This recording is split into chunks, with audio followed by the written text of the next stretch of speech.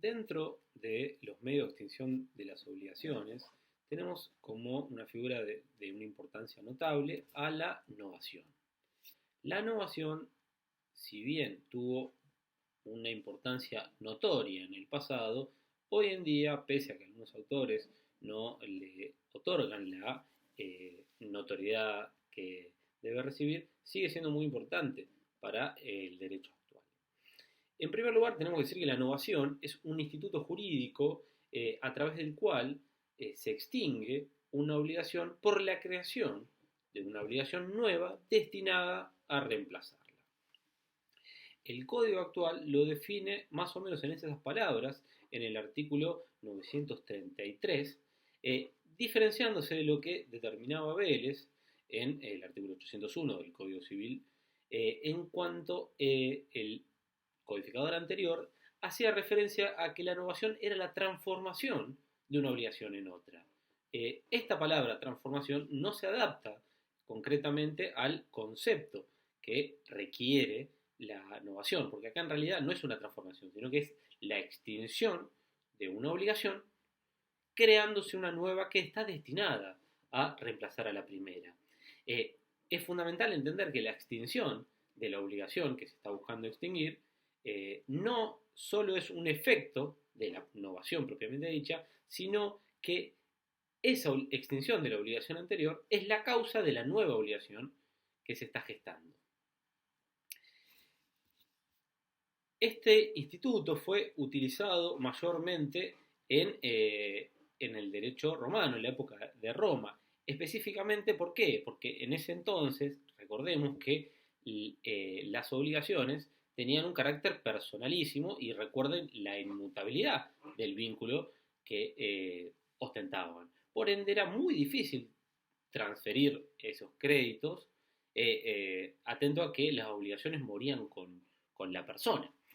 Por ende, se utilizó este instituto, esta innovación, para transferirlo. Posteriormente, obviamente, tuvo su correspondiente acogida en diferentes codificaciones, como el Código francés, incluso en el esbozo de Feitas, que fue el sistema utilizado por Vélez en nuestro Código Civil.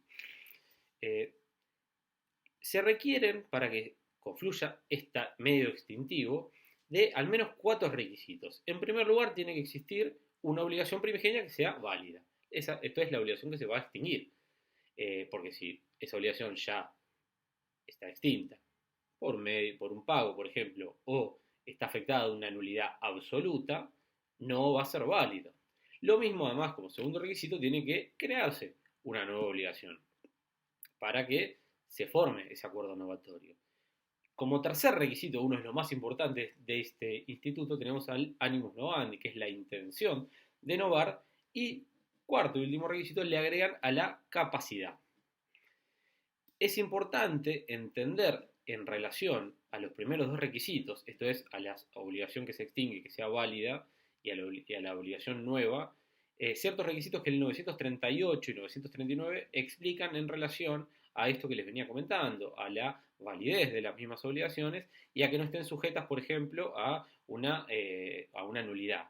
Si fuera una nulidad relativa, es el propio acto novatorio puede confirmarla y crearse el nuevo y va a sanear ese vicio que ostentaba. Pero si es de nulidad absoluta, obviamente que no puede ser novada.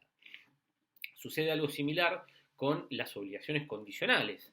Atento a que en las obligaciones que estén sujetas a condición suspensiva y el hecho se frustra, no se va a poder novar, esto hablando de la obligación anterior, y lo mismo va a suceder si es una condición resolutoria retroactiva y el hecho condicionante se cumple.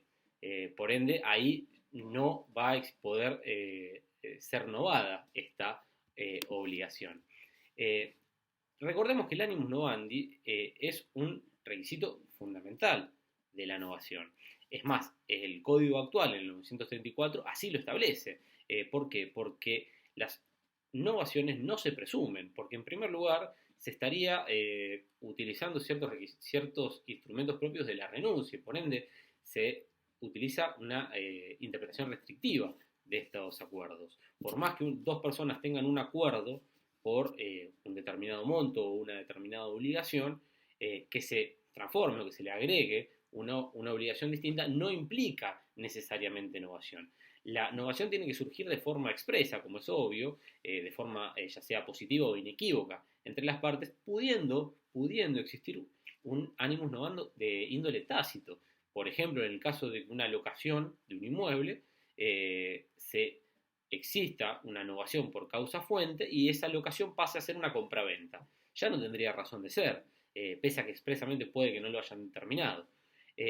Además, es importante entender que hay ciertas modificaciones que puede surgir puede sufrir, mejor dicho, una obligación sin que implique una novación. Por ejemplo, la mutación de intereses, la alteración en los lugares del pago o la disposición de un pago en cuotas. Esas modificaciones no necesariamente implican una novación. Dentro de la novación tenemos cierta clasificación, ciertas clases de esta novación que algunos entienden que su naturaleza jurídica deriva en una convención liberatoria. ¿Por qué? Porque algunos entienden que puede haber novaciones objetivas, puede haber novaciones de causales, esto es por la causa fuente, o una novación subjetiva. La novación objetiva ocurre cuando hay un cambio en el objeto principal. Esto es cuando hay un cambio en la prestación.